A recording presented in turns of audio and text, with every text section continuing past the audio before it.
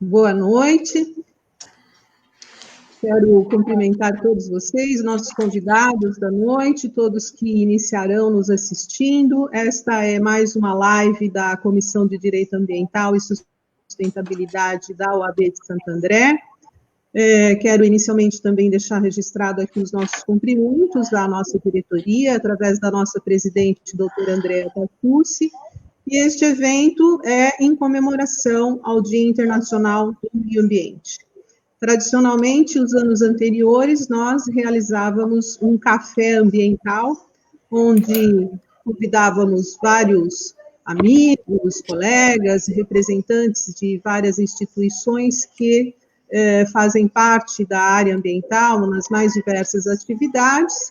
No entanto, este ano, em razão da pandemia, né, onde nos obriga ao isolamento social, nós resolvemos, então, fazermos uma semana inteira de eventos.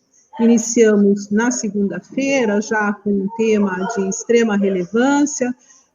Na terça-feira também realizamos um outro evento, e ontem também, todos eles com temas atinentes à área ambiental.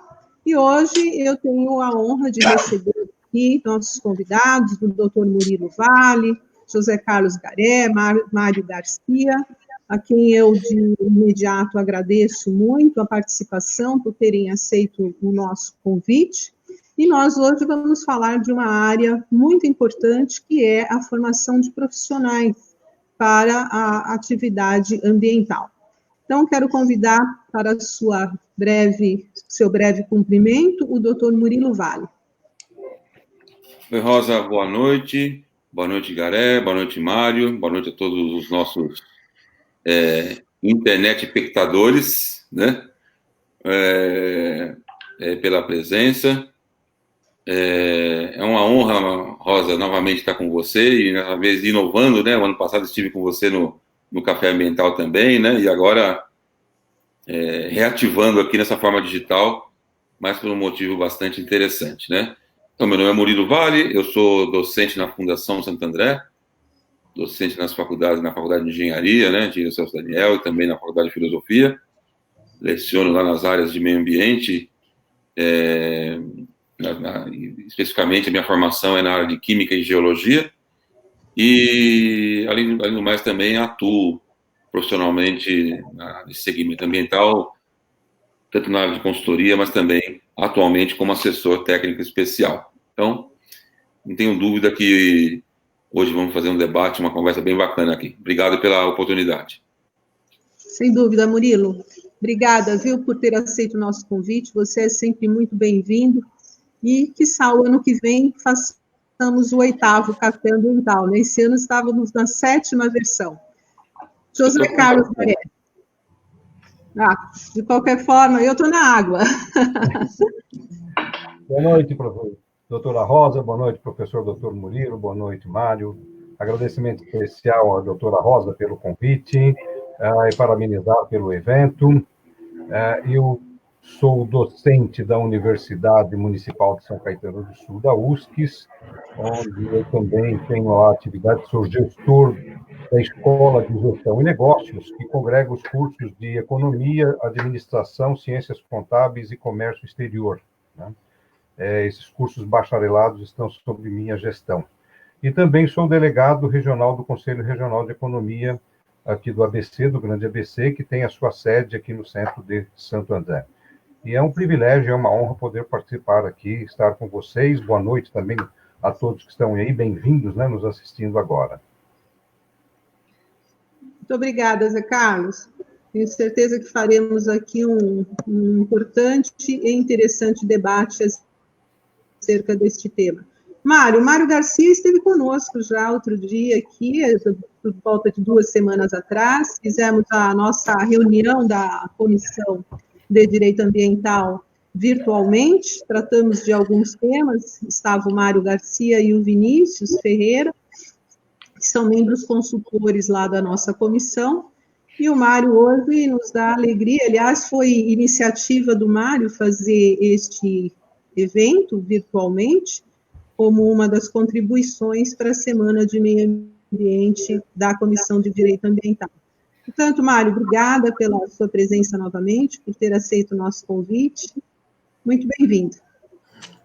Obrigado, boa noite, doutora Rosa, Murilo, Garé. Boa noite a todos que nos assistem, né? É uma plateia gigantesca, né? Vamos dizer assim, né?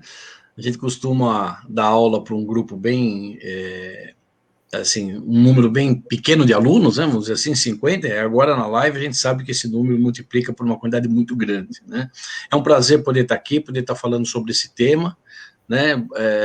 Acho que a contribuição só de falar de formação de professor, de profissionais, né? Eu acho que é um tema que a gente vai abrilhantar bastante, a gente precisa comentar bastante sobre isso, né? E é uma oportunidade muito grande, agradeço a doutora Rosa aí pela organização e pela oportunidade, né? Eu sou engenheiro eletrônico, eu leciono na Fundação Santo André, na área de engenharia elétrica. Fui diretor da faculdade, onde tive a oportunidade de me aproximar bastante, juntamente com o Murilo, e conhecer bastante da parte de formação da área ambiental, né? Na época, o Murilo estava na coordenação desse curso, então nós interagimos bastante lá, e esse tema é um tema muito importante. Além de professor na Fundação, eu sou consultor e tenho uma empresa na área de processamento de resíduos. Muito bem, obrigada, viu, Mário? Sempre a sua contribuição muito bem-vinda. Bom, então, eu só quero, antes de iniciarmos, aqui na nossa sala, temos também, acho que devem ser alunos de vocês, a Karina e a Raquel. Se vocês tiverem os endereços da rede delas, WhatsApp, alguma coisa, avisá-las para irem para a fanpage, porque elas estão aqui na sala junto com a gente. Mas não tem problema nenhum, só avise-as para que vá para a fanpage e nos assistir de lá.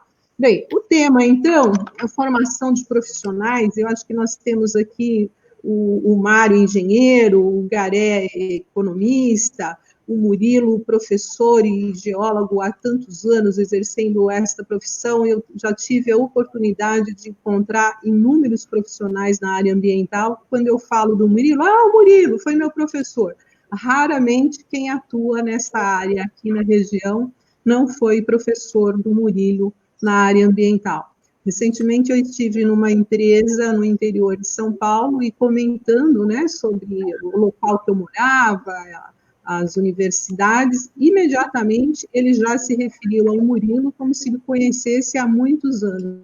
Isso para a gente é muito gratificante, na medida em que a gente encontra por aí tantos profissionais super bem habilitados e muito bem formados, né, nessa área. Nós sabemos também que alguns órgãos ambientais formam também e especializam muitos profissionais nesta área. No entanto, na área acadêmica, a gente sabe que isso ainda é muito restrito, né? É uma área que, infelizmente, ainda é muito pouco colocada na grade curricular de maneira, de uma forma que a gente necessita, na verdade, né? Afinal, a universidade, né, é um centro de investigação, de pesquisa, organização, diálogo, e que acaba aproximando os problemas da sociedade àquela área acadêmica. E, principalmente no momento que nós estamos vivendo, isso se aperfeiçoa, né? Quer dizer, no momento que a gente está vivendo hoje, uma pandemia, uma situação nunca vista anteriormente, né? E de uma profundidade como está ocorrendo, a gente fica imaginando o que isso vai impactar na formação acadêmica, especialmente na área ambiental, uma vez que a gente está falando da saúde da pessoa humana, né? Então, com essa breve introdução, eu queria deixar uma pergunta para o Murilo, na sua exposição, para reflexão, se ele acha que com a pandemia será necessário exigir um novo papel da universidade na formação profissional para as atividades ambientais. Então, quero começar com a exposição do Murilo com essa reflexão. Rosa, excelente pergunta. Na verdade, eu acho que com a pandemia, acho que tem que ter uma renovação do mundo, né? Porque tudo mudou, né? Eu acho que todas as relações, elas são bem interessantes. E para nós da área de educação, principalmente, né? Porque tanto nós, professores, como os alunos, né? Eles têm, os alunos que estão na forma presencial, né? Tinha, assim, toda uma forma peculiar, específica, para a interação presencial, né? E com a pandemia, fez tanto com que nós, professores, aprendêssemos e desenvolvêssemos técnicas para tentar se aproximar da melhor forma de ensino e aprendizagem, né? E para os alunos, da mesma forma também, pelo distanciamento com o professor, tentar buscar essa melhor interação. Eu sou um professor que já leciona há 32 anos, né? E para mim, não tem o que paga para você poder ensinar bem o cara a cara, né? Você consegue entender a dificuldade do aluno, consegue perceber dificuldades, consegue perceber virtudes, né? Então, o ensino presencial, sem dúvida, ele é muito, muito interessante. Mas a pandemia nos ajudou a entender esse conjunto de situações e, ao mesmo tempo, também, até mesmo pelas formas com que nós temos que inovar, até que dá um pouquinho mais de flexibilidade da gente conseguir rapidamente acessar uma internet, mostrar um vídeo que está acontecendo, no meu caso, que é a área de geologia, então consigo mostrar desmoronamento, filme, que talvez na aula não tivesse o mesmo dinamismo, né? Ou mesmo os alunos têm assim mais acesso a uma outra informação quando a gente os provoca, né? Então, eu acho que eu sou uma pessoa que gosto da linha positivista.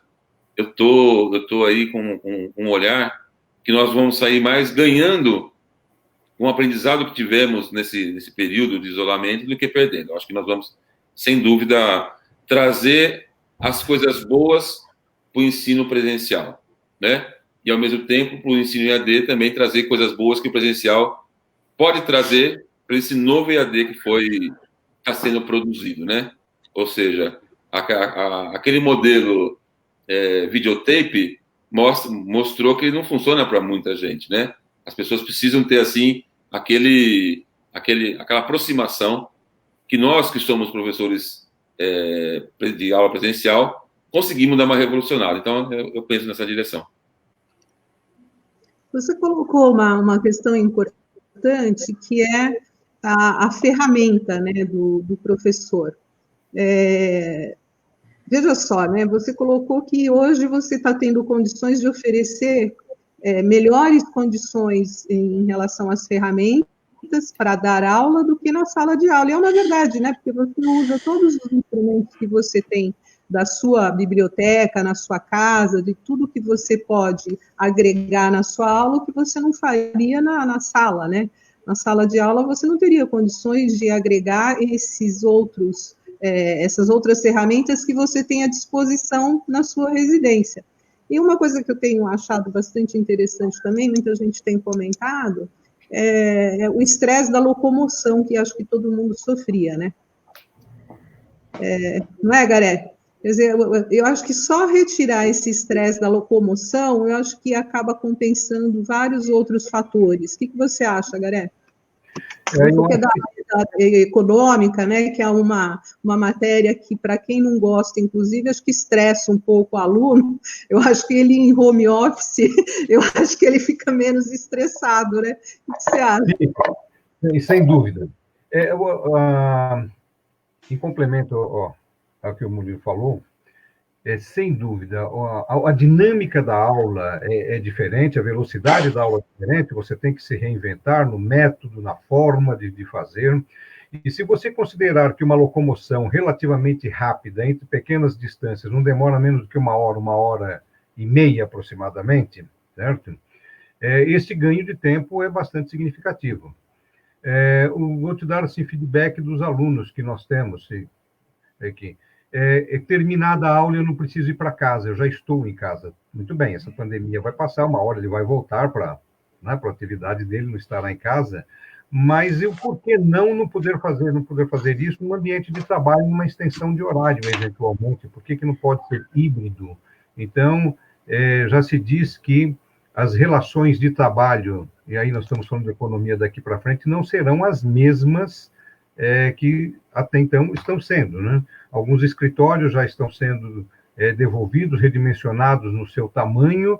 Algumas empresas já deliberadamente já anunciaram que vão adotar um sistema híbrido, outras nem tanto, para que não se perca a cultura organizacional da empresa, mas assim, pós-pandemia, seja quando for, nós teremos uma nova relação de capital-trabalho, de empregabilidade e da forma de fazer, isso eu não tenho a menor dúvida. Agora, como será, nós vamos verificar e construir juntos isso ao longo do tempo.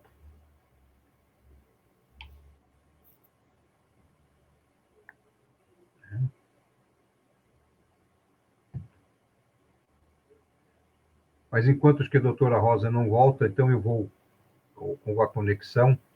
E isso tem sido um desafio para todos nós, né? Docentes, e não só docentes, mas para quem está trabalhando em casa em home office, então está aprendendo muita coisa. Antecipou e muito, acelerou e muito o aprendizado das tecnologias digitais, das várias plataformas, das várias ferramentas. Opa, agora que está voltando, doutora Rosa, então, por favor.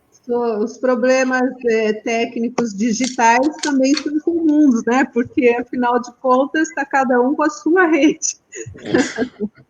Mas tudo bem. Prossiga, Garé. Não, eu concluí o raciocínio da forma que vamos fazer. As relações de trabalho, em termos econômicos, não serão as mesmas, né? Elas serão reinventadas, aperfeiçoadas. Já temos as notícias de que muitas empresas já não querem seus funcionários no segundo semestre, querem continuar independente de quando vai terminar a pandemia, mas estarem sujeitos a uma nova situação de trabalho. Alguns escritórios estão já redimensionando o seu tamanho. Então, o home office deve ganhar uma proporção bastante significativa. E, aliado a isso, o conhecimento de tecnologia, das plataformas, das ferramentas. Então, eu acho que nós antecipamos o que poderia estar acontecendo daqui a uns 2, 3 anos para agora. Certo? No mínimo, 2, 3 anos, antecipamos isso. Sem dúvida. E você, Mário, na sua área de atuação, como é que você está verificando este novo momento? Eu gostaria de fazer 2 comentários, né, sobre 2 aspectos. Primeiro, falando sobre a parte do ensino, né, diretamente, como o Garé e o Murilo acabaram de falar, né, houve uma reinvenção, tivemos que nos reinventar, né, mas não só nós, o aluno também teve que se adaptar, né, então é uma adaptação mútua. Nós tivemos que modelar o nosso ensino e o aluno também teve que fazer um ajuste também no modelo dele, não é tão simples, né.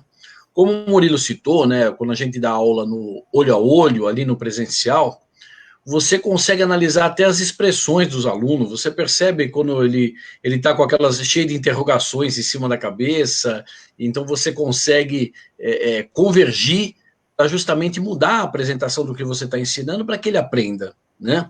Hoje nós não temos mais essa sensibilidade. Então eu comparo assim, antes nós dirigíamos um veículo, um carro, onde você olha onde tem um buraco e desvia, né? Hoje nós estamos pilotando um avião, que apesar de ter janelinha, ninguém pilota olhando para fora como nós fazíamos, né? Então, nós temos que ter os instrumentos. O avião viaja por instrumentos, nós também estamos dando aula por instrumentos, exatamente. Então, nós temos que, através desses instrumentos, nos sensibilizar se a transferência de conhecimento está sendo efetiva e se a gente está conseguindo atingir esse objetivo, né? Então, acho que esse talvez aí complementando o que eles disseram, né? Nós estamos nos reinventando e temos que criar indicadores para nós mesmos para saber, conseguimos transmitir o que deveríamos transmitir? Então, esse acho que a ideia do avião e do carro, eu sempre falo que é um paralelo interessante em relação a isso, né? Em relação à pandemia, né, como foi começamos a falar sobre o assunto, né, eu acho que na área de meio ambiente, como nós estamos dizendo, existe uma ação diferente do que acontece com outras áreas do nosso dia a dia. Por exemplo, não há tecnologia suficiente para vencer os telefones celulares, né? A cada minuto é um recurso a mais, e cada dia aparece uma nova câmera atrás do celular. Estou vendo o dia que aquilo vai parecer um blister de remédio de tantas câmerazinhas que vão ter atrás, né? E não falta tecnologia para resolver atender um mesmo problema, que é justamente atender a necessidade de comunicação e de interação das pessoas, né? O meio ambiente parece que não recebe a mesma atenção que recebe os telefones celulares ou os televisores 4K, 8K, 16K, né? Nós temos muitas tecnologias que já foram testadas, mas elas não são usadas. A gente vê os velhos métodos ainda prevalecendo no meio ambiente, né? Com o Covid, nós tivemos uma inversão. Quem mudou foi o problema, né? Antes o resíduo era só o resíduo. Não, agora mudou. Você tem problemas de saúde, problemas de contaminação. Então, essa questão do Covid, né, em relação a esse cuidado de contaminações e novos resíduos contaminados e tudo mais, vem trazer para a área do meio ambiente uma nova preocupação, né? Então, vamos ver se agora a gente consegue, vamos pegar todas as tecnologias que nós já temos, que nós nunca usamos ou usamos muito pouco, e vamos dar uma atenção maior para o meio ambiente em relação a isso, né? E é essa visão que a gente tem que passar na formação do profissional, para que ele consiga achar o meio termo. Eu falo, olha, eu tenho 10 tecnologias e eu consigo aplicar 3. Será que eu não consigo colocar uma quarta? Ou essas 3 eu estou usando da forma mais eficiente que eu posso para resolver o problema? Então, hoje, eu acho que essa questão do problema mudando, né? O problema mudou, o ambiente mudou, o mundo mudou. Eu acredito que o meio ambiente vai receber uma visão diferente. E isso a gente precisa passar para os nossos estudantes. Acho que a doutora Rosa está com o microfone desligado, doutora Rosa. Você está falando que a problematização com o Covid, isso, com esse novo tempo, vai obrigar a criar, além das ferramentas que já existem, novas formas, reformular a forma do ensinamento, é isso? De transmitir conhecimento. É mais ou menos isso. Você pensa assim, Murilo, o que você acha?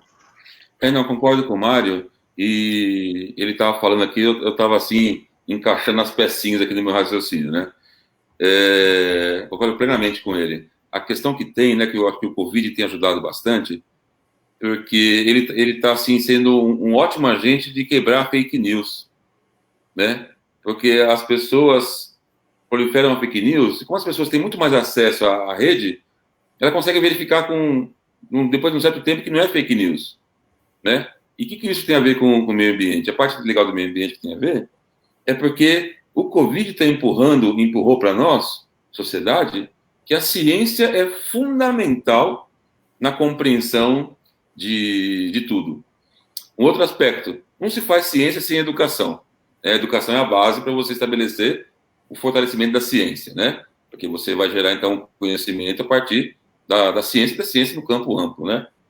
E outra coisa também que o Covid trouxe é que começou a gerar num grupo de pessoas, de uma maneira tanto espontânea, mas também de uma maneira melhor, o sentimento de empatia.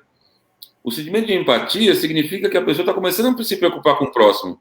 Quando a pessoa se sensibiliza em colocar uma máscara, que é algo incômodo, e ela fala, eu vou colocar a máscara não só por mim, eu vou colocar a máscara em função do próximo, esse é um dos pilares da sustentabilidade.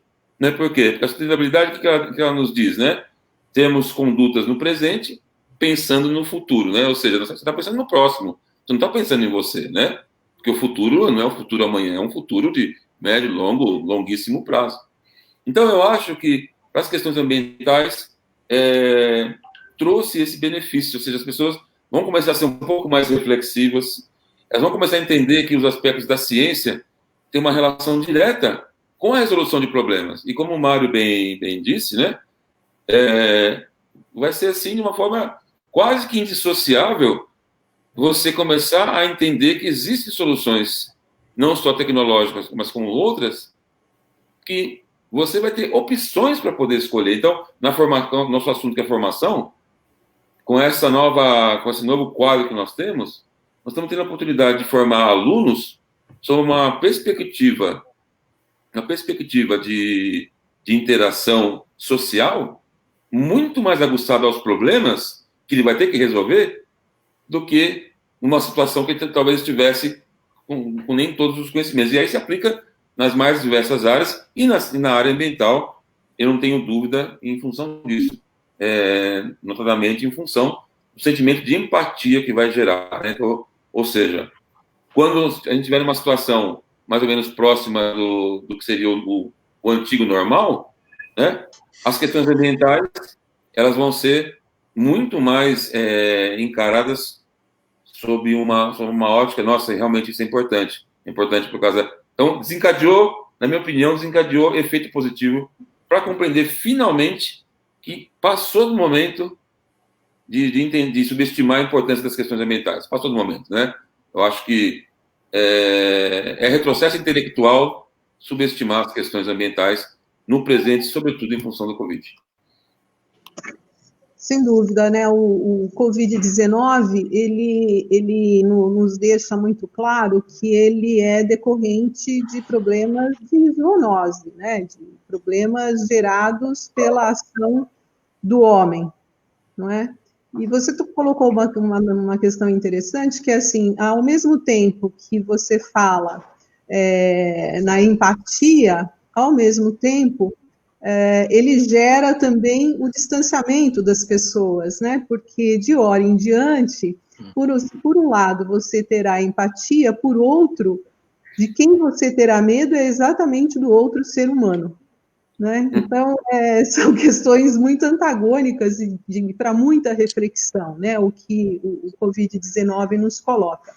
Agora, falando especificamente na formação de profissionais, Gary, a economia, ela é uma área de formação que cabe em várias outras profissões, né? Em várias outras atividades. Na ambiental, ela cabe muito bem, ela deve ser agregada como a interdisciplinariedade para a execução das atividades ambientais. É sempre muito bom a gente ter alguém com conhecimento na área econômica para você poder atingir o seu objetivo e bem executar a sua função. Na terça-feira, inclusive, eu recebi alguns profissionais aqui numa live. Nós tínhamos um colega que, além de advogado, ele também era economista. E nós destacamos exatamente isso. E eu acho que cada dia mais esse profissional se faz necessário para quem milita na área ambiental, tanto advogados quanto engenheiros, porque muitas vezes a situação ela se resolve com matemática, não é isso? E alguns modelos. Embora desses modelos, a economia é essencialmente uma ciência social, né?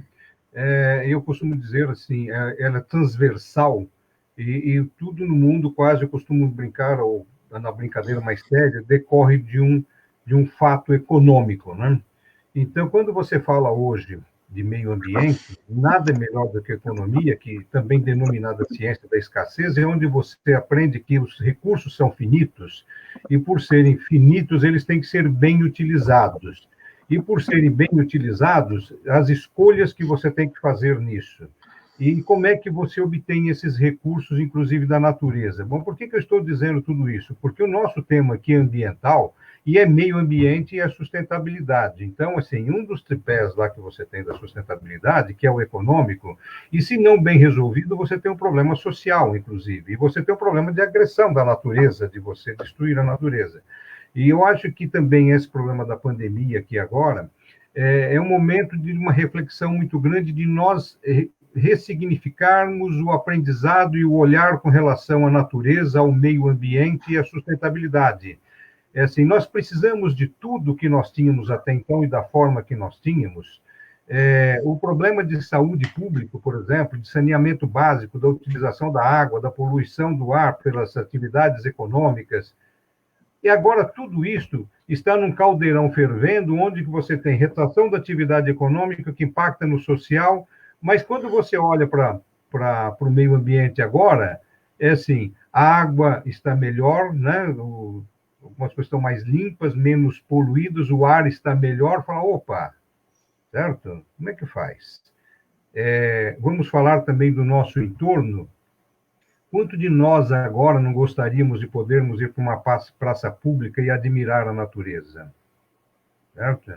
Não é uma questão de ressignificância de como nós usarmos tudo que está ao nosso redor com relação de meio ambiente, de como nós vamos continuar usando nossos recursos, de olhar para o social agora, como é que nós vamos recompor isso? Tá? Em função das atividades econômicas, serão das mesmas maneiras e formas como vinha, a utilização dos recursos serão vistos da mesma forma. Até as relações econômicas com relação ao resto do mundo nós temos visto, certo? Importamos muito, muito, muito de coisas que muitas vezes não precisávamos, mas a um preço mais barato, então nós temos coisas que não necessariamente precisaríamos ter. Eu acho que essa é uma oportunidade, e isso vale, então, como o tema econômico é transversal, ele impacta em todas as outras áreas. Impacta, por exemplo, na área do professor Murilo, de exploração de recursos minerais, como vamos fazer, a utilização de energética, então isso vai dar uma ressignificância. Eu acho que nós teremos um outro olhar para isto agora, isto nos traduz numa grande oportunidade de formação de pessoas com um olhar para o meio ambiente, para a área ambiental, para a sustentabilidade de um novo mundo que precisa ser, não diria construído, mas reconstruído, pelo menos em parte. Eu acho que esta oportunidade agora é uma oportunidade de ouro para nós fazermos isso, porque é na parte da economia, da administração, do direito ambiental, das engenharias e da utilização de recursos. E a utilização de recursos é essencialmente econômica. Eu acho que temos aí um momento, assim, para repensar tudo isso e ressignificarmos tudo isso. Nessa ressignificância, reconfiguração do mundo, Mário, na sua área de atuação, de formação, o que você acha que poderia ser melhorado como um programa de educação, de formação do profissional? Olha, dos principais pontos, né, como até o professor Garé acabou de falar, na hora que você está passando os conhecimentos, que você está formando a base do profissional, uma das dificuldades que a gente tinha era de mostrar que aquilo que você está ensinando, aquilo que você está repassando é bom. E era difícil na área de meio ambiente você falar assim, olha, dá para o mundo dar uma paradinha para eu mostrar como seria o mundo bom? E nós demos essa parada. Né? Então, desde dos golfinhos que começaram a circular por Veneza, ou a poluição que desapareceu dos céus da própria China, né, que diminuiu a poluição. Então, hoje, não só o profissional que está se formando, né, mas o mundo inteiro viu que uma parada como essa, né, uma repensada como essa, o mundo, a natureza se estabelece rapidamente. Né? Então, acho que é essa visão para o que nós temos que passar na formação do profissional, que é importante, né? Não é simplesmente formar o profissional que consegue dar conta dos órgãos ambientais, do licenciamento, de documentação, das burocracias. Ele tem que ir além, como o Murilo falou, a questão da ciência, né? Nós temos que ensinar o profissional em duas etapas. Uma, que ele vai ter que aprender o que ele tem que fazer no dia a dia dele como profissional de meio ambiente, mas ao mesmo tempo ousar, né? Ir para frente, usar a ciência para conseguir montar esse mundo com um aspecto melhor, um aspecto diferente. Essa paradinha, vamos dizer assim, que nós conseguimos dar no mundo, já mostrou que nós somos nós mesmos que estamos estragando ele. Né? E que existem muitas políticas que estão sendo feitas, ou muito, vamos dizer assim, falta de algumas atenções que estão sendo dadas por uma série de setores, né? Que faz com que o mundo vá se estragando e a gente vai se acostumando com esse mundo ruim. Né?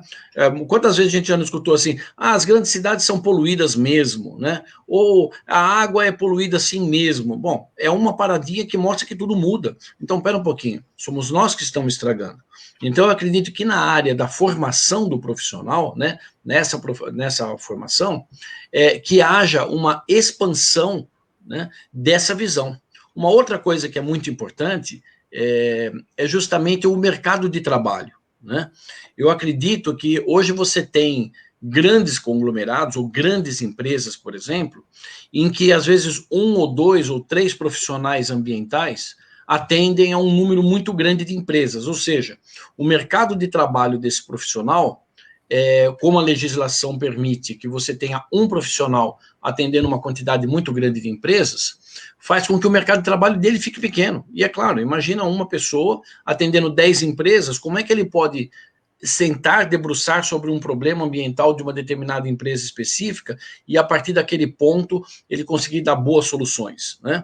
Então, eu acredito que uma das coisas que seja importante assim, dentro dessa linha, primeiro, mostrar ao aluno a possibilidade dele ousar, né, usar a ciência realmente para que ele possa vislumbrar essa melhoria do nosso meio ambiente, né? Porque não é porque se chama meio ambiente que ele é meio importante, né? Esse meio não significa metade, ele significa caminho, né? Ele significa o lugar onde nós somos inseridos, é essa a ideia. E, por outro lado, no mercado de trabalho, até mesmo, não sei se através mesmo, até mesmo de legislações ou alguma coisa assim, que a gente conseguisse que grandes empresas, a partir de determinados portes, tivesse um profissional de ambiental lá dentro, fazendo ação e preocupado com aquele trabalho, daquela atividade, né? Associar as atividades aquelas atuações ambientais. E evitar essa história de você ter um profissional que possa atender 200 empresas, né? Eu acho que isso ajudaria muito a ter um fator multiplicador de cabeças pensantes na questão do meio ambiente. Eu falo da questão, assim, na questão industrial, porque ela é um dos grandes poluidores, não é a única, mas é um dos grandes poluidores. No próprio poder público também, seria muito interessante ter um número maior de profissionais ambientais trabalhando nessa área, até mesmo ou como fiscalização ou com políticas públicas. Mas essa multiplicação do mercado de trabalho para os profissionais de meio ambiente, eu acho isso fundamental. Você falou na deficiência, né, de quantidade de profissional habilitado, né, a começar, por exemplo, com a fiscalização que você tocou, a quantidade de profissionais que nós temos para fiscalizar, né, você veja que nós temos 645 municípios no estado de São Paulo, e nós temos atualmente 1.800 policiais militares ambientais para fiscalização, o que significa que são 3, na média, por município, né? Ou seja, se você considerar que ele tem folga e que ele tem um piso de hora de trabalho limitado, quer dizer, na realidade, nós podemos dizer que temos 1 por município, o que é absolutamente impossível, né? Você dá conta. Por exemplo, falando na nossa região, que a maioria dos municípios da nossa região tem mais que 100.000 habitantes, né?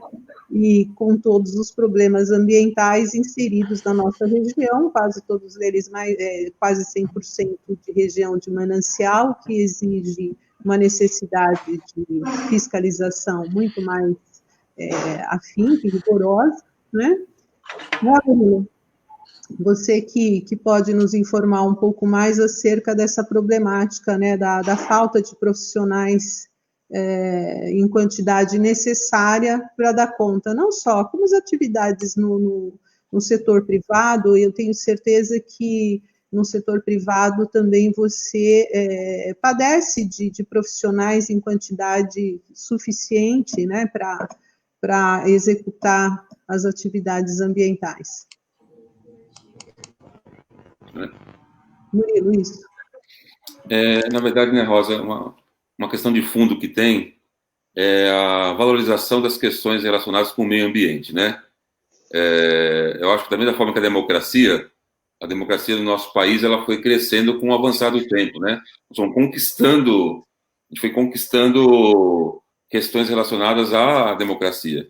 E o meio ambiente não foi diferente, né? Quem sabe um pouquinho da história das questões ambientais no Brasil consegue ver como que nós éramos na década de 60 e como nós somos hoje, né? O crescimento que nós temos. Só que da mesma forma que a democracia está padecendo hoje, né, nós temos um conjunto de ações relativamente autoritárias, mas meio ambiente é a mesma coisa. Então, esse é um risco que a gente corre em função aí do cenário atual nosso, né? Mas relacionado com a questão da formação, né, que eu entendo e corroboro com o que o Mário ponderou, a questão é que as pessoas, muitas, acham que podem fazer tudo. Então, às vezes o profissional ele não teve a formação, mas ele, ao invés de ele, um profissional de uma outra área que não teve formação ambiental, às vezes ele assume algumas responsabilidades na área ambiental porque ele subjuga a importância que tem. Da mesma forma, um empresário que às vezes acha que as questões ambientais, elas são segundo plano, né? O Garé falou agora há pouco, né, da economia. Sabe qual é a relação direta entre economia e meio ambiente? A palavra, né? Você pega a economia, eco. O eco de economia é o mesmo eco de ecologia, que é casa, né? A diferença é que ecologia é estudar a casa E o nomia, né, no caso, nomia quer dizer normalmente regra, norma, mas no caso da economia diz respeito a administrar as regras dessa casa, que é a economia, ou seja, que coisa mais sinérgica do que economia e meio ambiente, né?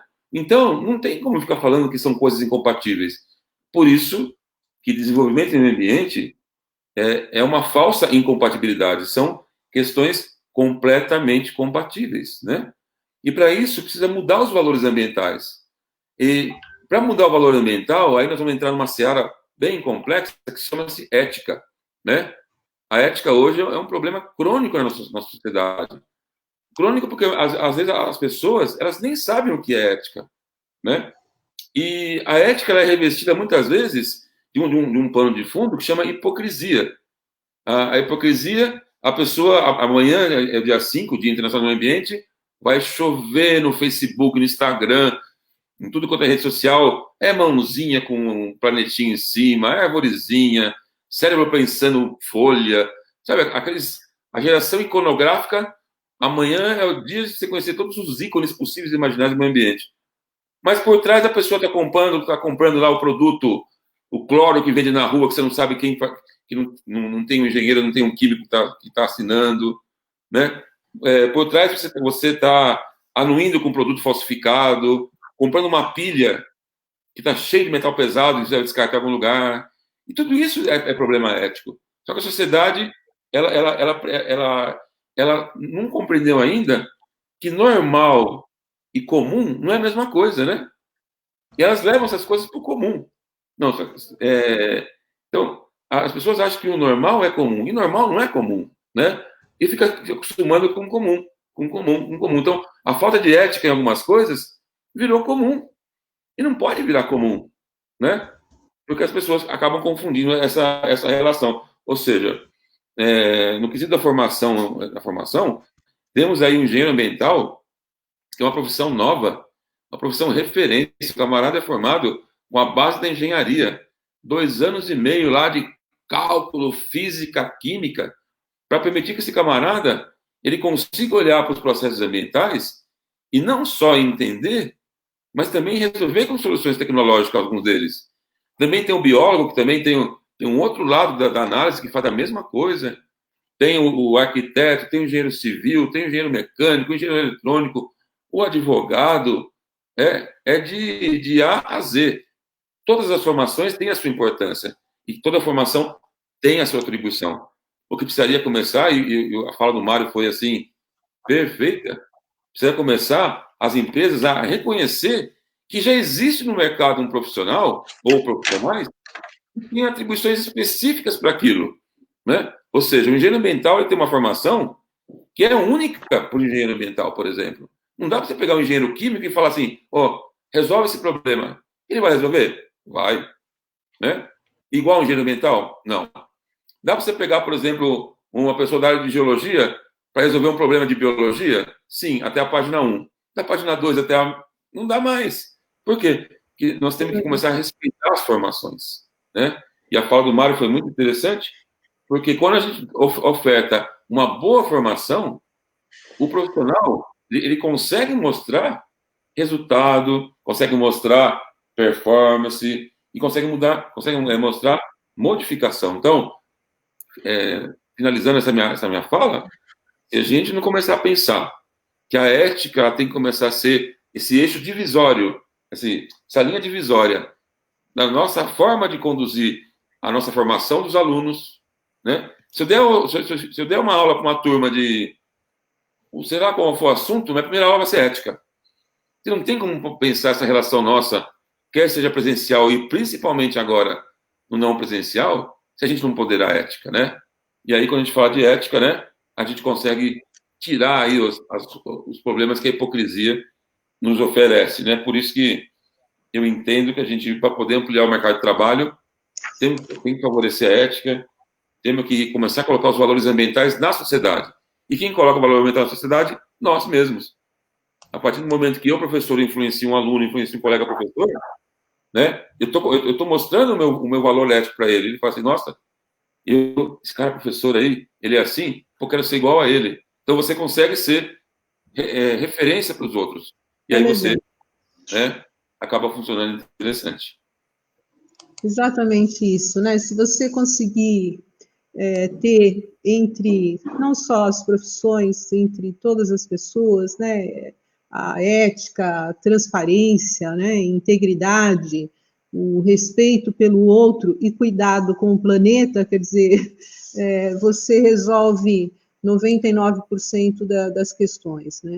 Eu quero cumprimentar, antes de passar para o Garé novamente, cumprimentar aqui o Alexandre Marques, que eu acho que é o que estava na sala conosco, é estudante de Ciências Econômicas, o José Roberto Rodrigues, a Raquel Pereira, o nosso amigo José Batista Guzmão, a Irene, que faz parte, a doutora Irene Grasson, que é nossa membro da comissão, o José Batista Guzmão faz até uma observação aqui, colocando que a pandemia que tanto nos assola, tanto mostrou a capacidade do meio ambiente em se beneficiar com essa parada técnica. É verdade. A Angel Gardini e também o membro consultor lá da nossa comissão, que foi aluno do Murilo, Vinícius Ferreira. Garé. Está sem som, vamos pôr som aqui para você. Está sem som, Garé. Liga seu som aí. Desculpa, eu tinha desligado porque eu tinha um acompanhamento sonoro de um cachorro do vizinho aqui latindo e eu não queria interferir. Faz parte. Porque sem sonoplastia. Mas eu quero aqui cumprimentar e agradecer a presença da professora doutora Raquel, que nos brindou o ano passado, na Semana de Meio Ambiente, uma palestra lá na OAB, e que minha querida professora e orientadora, foi minha orientadora do mestrado e doutorado, conhece tudo de meio ambiente e sustentabilidade mais um pouco. Professora Raquel, muito obrigado pelo prestígio da sua presença e do seu acompanhamento aqui também. Mas eu quero fazer um comentário de uma oportunidade que nós estamos tendo, e o Murilo falou aí também da ética, e de algumas coisas que é possível, nós, educadores, na possibilidade que tenhamos a oportunidade de sermos agentes de transformação, não perdermos essa oportunidade de fazer isso. Eu vou te dar alguns exemplos. Agora, uma coisa de 2 anos e meio, 3 anos atrás, reformulamos os conteúdos programáticos dos cursos de administração, economia, ciências contábeis e administração.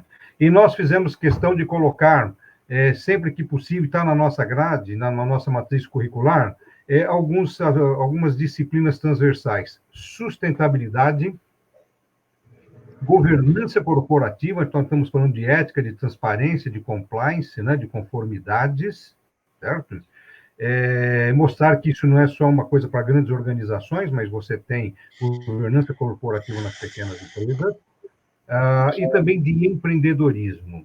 E falar da questão educacional e de formação. O tema sustentabilidade, meio ambiente, é um negócio muito novo para a nossa geração. Nós estamos falando coisa de aproximadamente 10 anos atrás. Eu vou te dar um exemplo aqui. A minha dissertação de mestrado foi de construções sustentáveis, certo? De eficiência energética, de geração de resíduo, tudo. E aí, para fazer pesquisa de campo, eu reuni para quem estava construindo prédios sustentáveis, reunir os engenheiros, engenheiro civil, arquiteto, eles não se conversavam, eles não tinham noção do todo. Eu estou falando isso da cidade de São Paulo, de capital de construções sustentáveis, seja com o processo LEED ou Aqua. Eu estou falando de uma década atrás.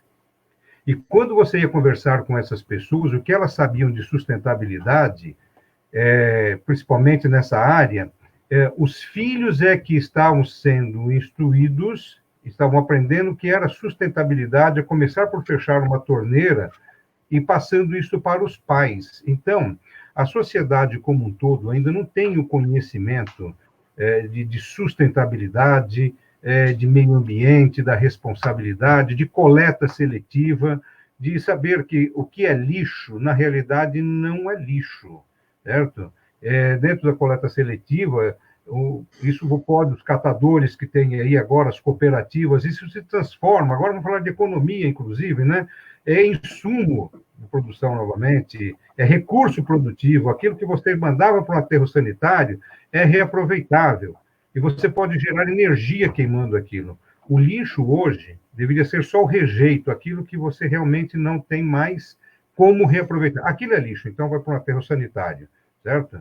E para nós tudo é lixo, é que ele falou, separar uma pilha que tem material pesado, quem é que tem a consciência de saber o que é um material pesado ou contaminante que está lá dentro? Hoje as pessoas estão descartando, por exemplo, usa máscara, né, do Covid e joga na rua. Então, consciência que nós temos disso, certo? Então, assim, é uma questão educacional. Então, assim, tem que começar lá no ensino básico, que vem no ensino médio, e, na medida do possível, colocar isso nas universidades. E isso demanda tempo. Só que isso tem que ser uma consciência coletiva. E todas as instituições de ensino, não importam quais sejam as áreas de formação. Esse é um tema transversal, pertinente a todas as áreas. E aí, sim, nós vamos formar pessoas que um não vai invadir a área do outro. Hoje nós temos aí os campeões de audiências, 10, 12 cursos, né? Então, na área ambiental, engenharia florestal, engenharia ambiental, gestão ambiental, ecologia, oceanografia, agronomia, mas nós não podemos ficar só nessas 10, 12 campeãs de audiência aqui. Isso aqui tem um desdobramento muito maior em termos de formação, e eu acredito que as oportunidades de novos conhecimentos, de novas designações de profissões, de atividades, elas agora são muito emergentes, e esse é o momento para isso. Mas eu acredito que se não houver uma preocupação de educação com relação a isso, a sustentabilidade, a parte de meio ambiente, o caminho fica mais difícil, e o professor Murilo vai invadir a área do outro mesmo, né? Vai se achar competente para dar palpite naquilo que não lhe diz respeito, certo? Garé, você acha que dentro da matéria da formação de economia, seria possível criar um subtema de economia ambiental? Já existe. Já existe? Já existe. Assim como você tem a economia da saúde, você tem a economia de meio ambiente, você tem várias designações de economia, com viés para todo tipo de formação. No curso de economia da Fundação, por exemplo, eu dava aula de projetos de inovação e sustentabilidade. O propósito é exatamente isso. Economia ambiental, por exemplo, que hoje você falar em créditos de carbono, né? A mensuração tem relação com as duas áreas, com as duas matérias, né? Sim. Perfeito. Você leciona isso, Garé, na faculdade ou não?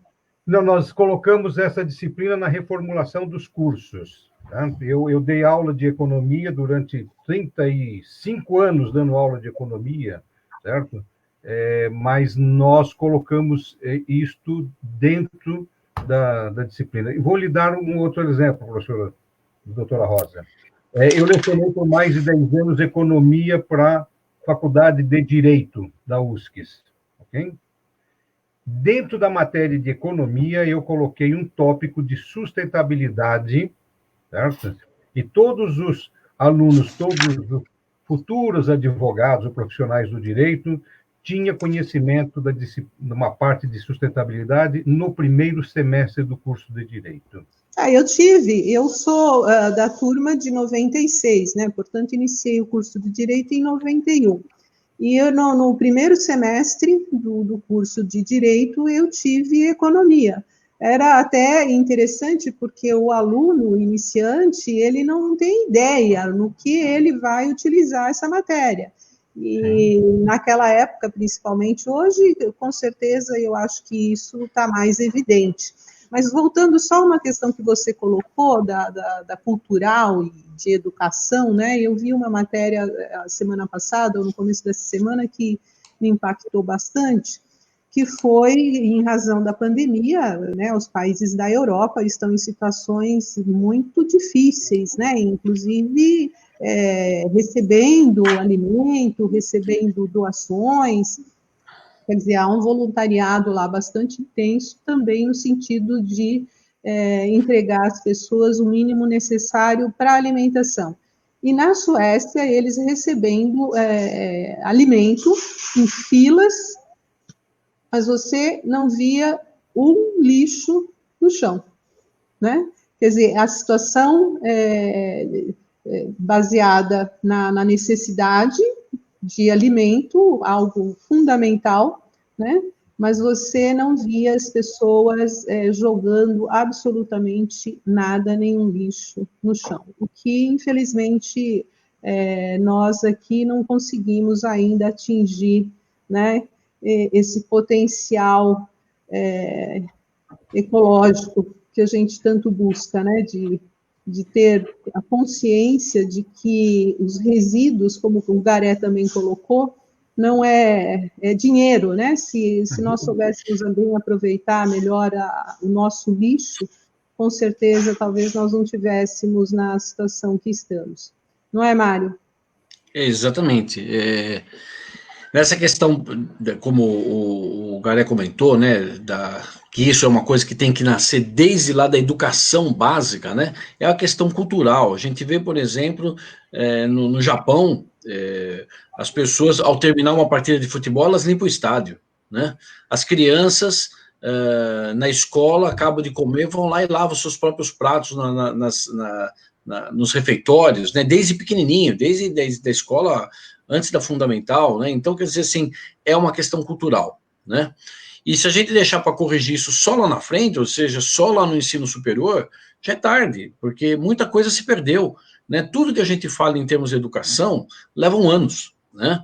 São muitos anos de formação. Então, isso tem que começar desde lá do início, desde o comecinho, para que isso vá ganhando o corpo da consciência do que vai ser feito, né?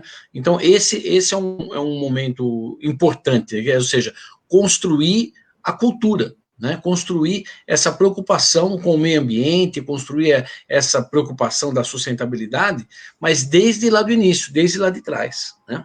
Nessa questão, por exemplo, que a senhora falou sobre a questão do dinheiro e a questão o quanto vale o lixo, né?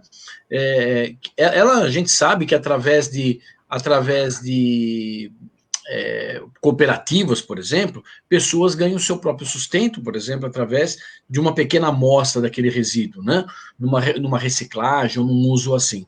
Mas para quem gosta do assunto, que eu acho que todos nós não tem como não gostar, né? Porque é obrigação nossa. Existe na internet alguns sites chamado Trash to Cash, né, do lixo para dinheiro. E esse Trash to Cash, né, se a gente procurar depois aí pelo Google, existem milhões de iniciativas transformando qualquer tipo de lixo em dinheiro, né? Então, é mais do que um Bitcoin, né? Isso nós temos em casa, né? Então, você chega uma hora que você fala assim, todo dia eu pego aquele meu saquinho e põe um pouquinho de dinheiro lá fora, porque é como se você estivesse jogando fora uma parte desse dinheiro. Então, isso aí realmente tem muito sentido. E, na verdade, cruelmente ou não, né, é o grande motivador de uma tecnologia, de uma ação, de um conhecimento, de uma ciência, ir para frente ou não. Se ela não tem viabilidade econômica, a coisa não acontece, né? Se ela tem uma viabilidade econômica, se ela se mostra, ela avança. Por exemplo, o Brasil é o país que mais recicla latinhas de alumínio. Porque somos excessivamente conscientes com isso? Não, é porque ela tem muito valor agregado, né? Então você vai lá e recicla latinhas, né? Outras coisas que também são prejudiciais ao meio ambiente, por exemplo, o Murilo falou das pilhas, né? Pilha comum não se recicla. Por quê? Porque o valor agregado é muito baixo. Ali você tem ferro e carbono, que são duas coisas que têm um valor muito baixo, né? Eu deveria reciclá-la pela consciência e não pelo valor agregado, né? Então, são todos esses argumentos que a gente precisa trabalhar ainda na nossa sociedade sobre isso, entendeu? Mas você não acha que além da gente, tudo bem, vocês estão dizendo que a gente deve começar isso desde o início da educação, mas eu acho que a gente deve aproveitar também as situações de crise para mudar comportamento, né? E eu acho que esse momento ele é crucial para isso. Em relação a isso, se você for verificar, por exemplo, os objetivos lá do desenvolvimento sustentável, né, as ODS, quando você fala lá na erradicação da pobreza, o objetivo 1, 2, fome zero, né, que está acontecendo no nosso país, já acontecia, mas isso triplicou, quadriplicou as pessoas com necessidades básicas, né, fundamentais aí para a sua alimentação, mas eu acho que a gente devia aproveitar isso, essa entrega dessa ajuda, também para cobrar algumas coisas, né, para cobrar comportamento. Eu acho que isso seria possível, porque senão nós estamos nos afastando em razão da crise, obviamente que nós vamos nos afastar também um pouco desse impulso, dessa cultura e educação necessária, porque obviamente que alguns lugares nós não vamos conseguir atingir até que a normalidade se restabeleça, né?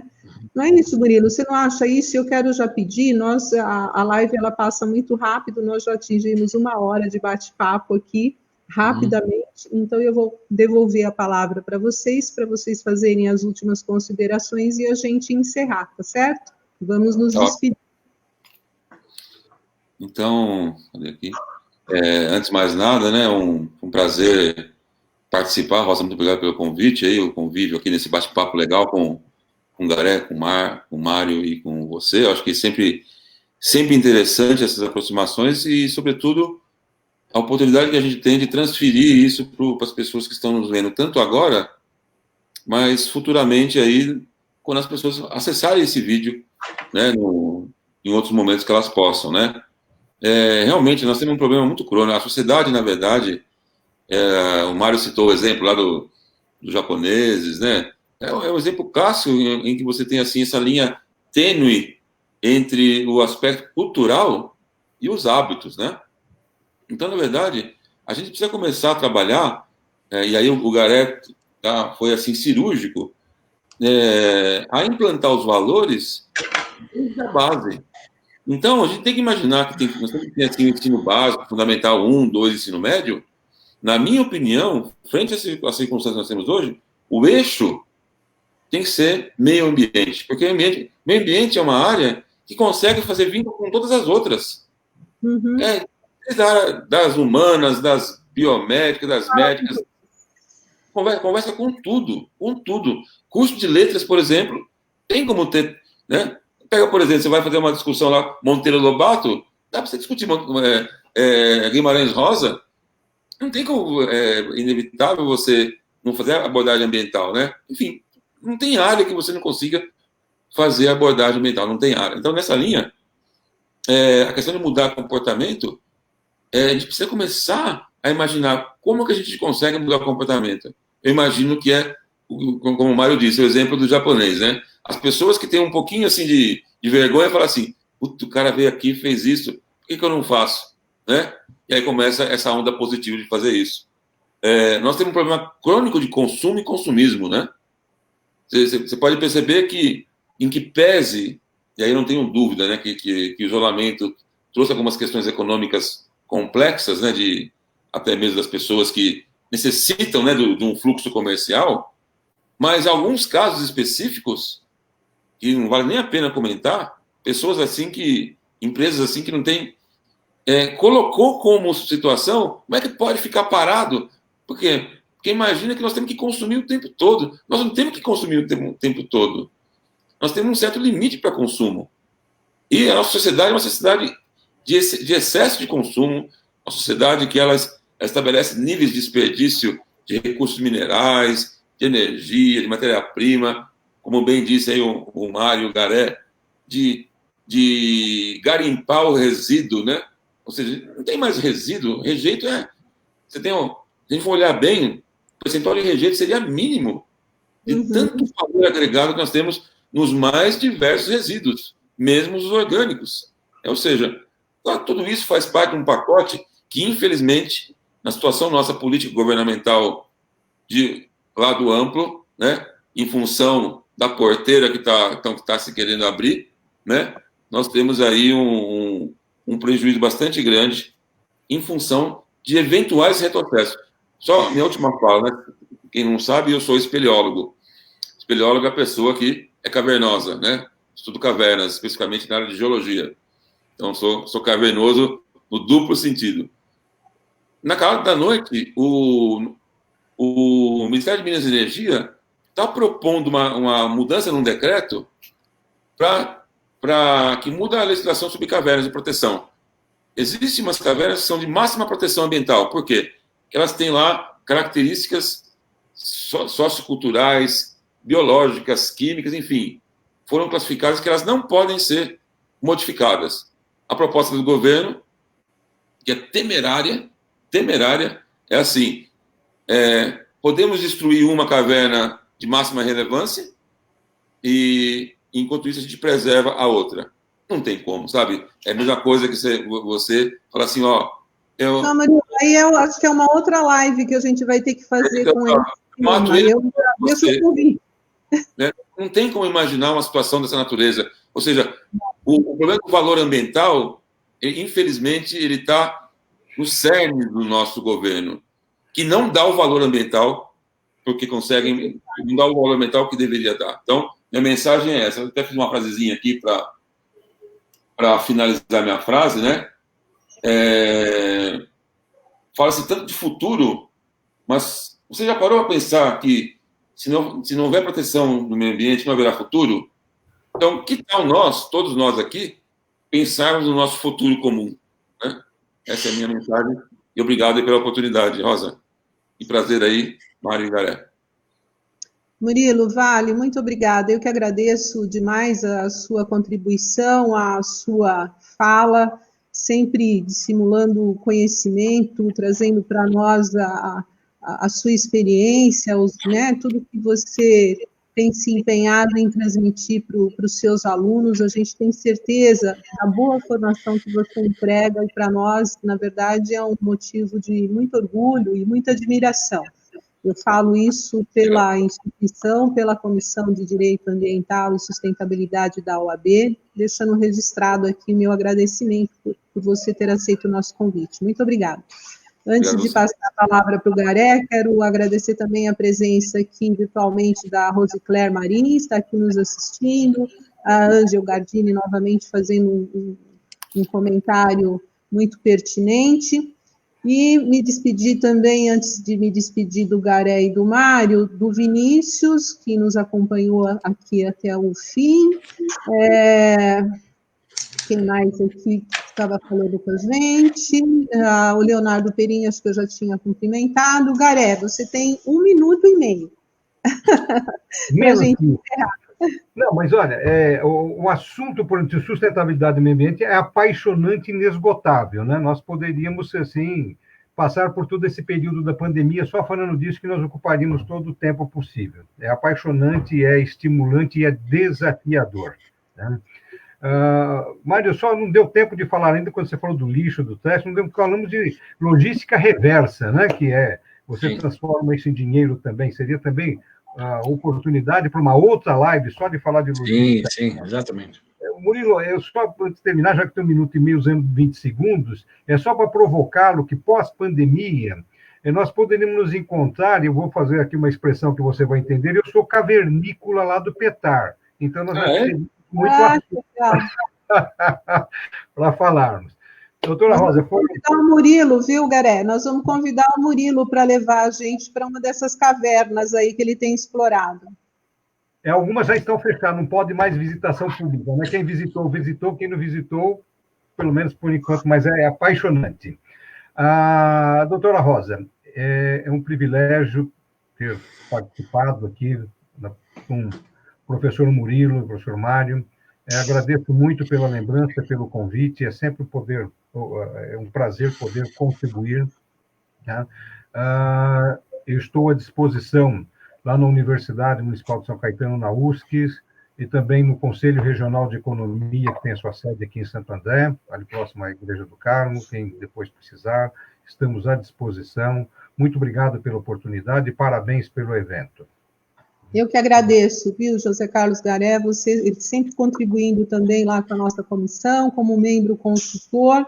quero aqui publicamente também deixar registrado o convite para o Murilo vir novamente somar conosco na comissão, como membro consultor, e contribuir, quem sabe, institucionalmente, nós consigamos levar um pouco mais das nossas ideias, dos nossos projetos adiante. Garé, muito obrigada, viu, mais uma vez, pela sua participação. Mário, por favor. Eu acho que para mim sobrou só uns 30 segundos, então eu vou ser bem rápido. Não, eu também. Certo. Não, eu gostaria só de ressaltar, né, o papel catalisador aí do poder público, né, em várias políticas, né, não somente na parte de conscientização.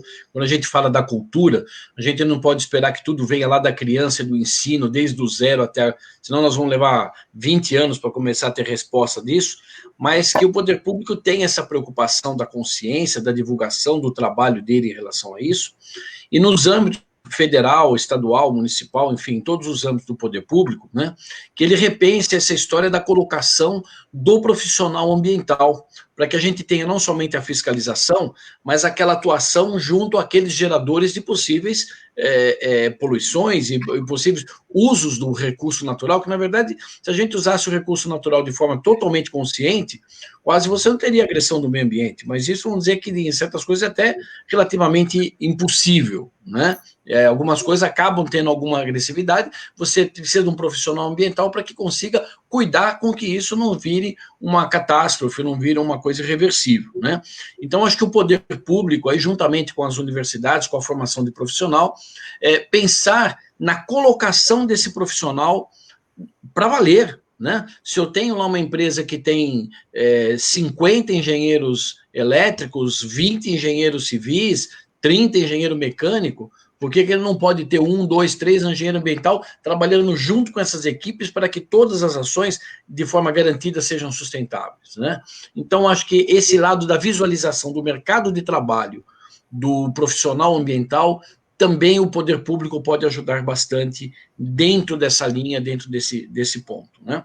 Eu gostaria aqui primeiro de agradecer a oportunidade de estar aqui, essa conversa é deliciosa, como o Garé disse, não tem fim, né? É uma conversa que nós poderíamos tomar conta dessa live por horas aqui, né?